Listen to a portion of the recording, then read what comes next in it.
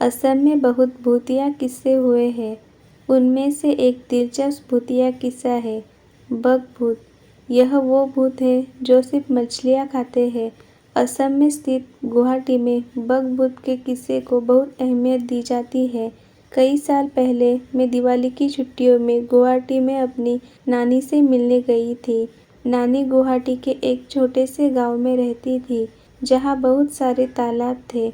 मैं गांव के बाकी बच्चों के साथ अक्सर पास के तालाबों में मछलियां पकड़ने की कोशिश करती थी। शाम होते ही नानी मुझे घर बुला लेती क्योंकि वहां बग भूत का आतंक फैला हुआ था। इस बात से अनजान मैं एक रात अकेले ही नानी की नज़रों से बच के पास के तालाब में जाने लगी। मैंने अपने साथ के बाकी बच्चों को भी बुलाया, पर सबने मुझे वापस घर जाने को कहा। मेरे पूछने पर भी किसी ने कुछ नहीं बताया, तो मैं अपनी मस्ती में तालाब तक चली गई।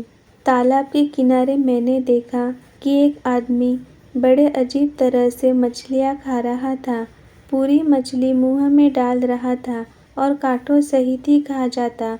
खाते वक्त वो बहुत ही भयानक आवाज़ें निकाल रहा था। मैं बहुत डर गई और वापस घर आ गई। मुझे घर में आती देख नानी ने पूछा, इतनी रात कहाँ से आ रही हो और इतनी डरी हुई क्यों हो? मैंने तालाब वाली पूरी बात बताई और नानी ने सुनकर उस बकभूत का रहस्य बताया। कई साल पहले एक भिखारी आदमी घर घर जाकर खाने को मांगता था।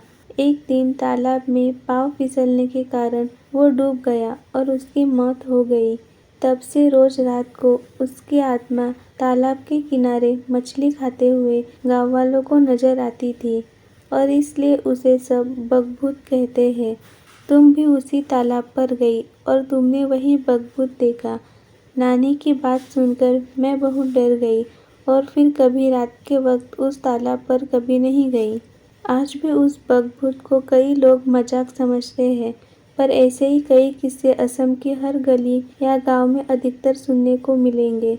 कुछ आत्माएं अपनी अधूरी इच्छाओं को पूरा करने इस धरती पर कोई ना कोई जगह ढूंढ लेती है, पर हमें इनसे सावधान रहना चाहिए।